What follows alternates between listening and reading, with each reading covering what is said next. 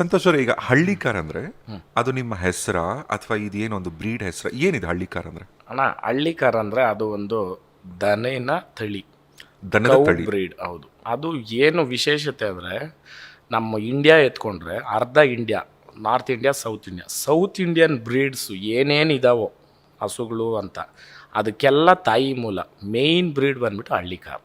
ಅದು ನಮ್ಮ ಕರ್ನಾಟಕದ್ದೇ ಬ್ರೀಡ್. ನಮ್ಮ ದೇಸಿ ತಳಿ.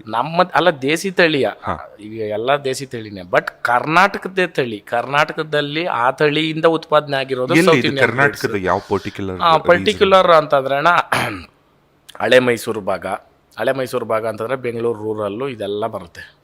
ಮತ್ತು ಮಾಗಡಿ ಸೈಡು, ರಾಮನಗರ, ಈ ಸೈಡಲ್ಲಿ ಇದು ತಮಿಳ್ನಾಡು ಬಾರ್ಡರು, ಅಲ್ಲಿ ಇದ್ರದ್ದು ಮೂಲ ಸ್ಥಾನ ಹಳ್ಳಿಕಾರ್ದು.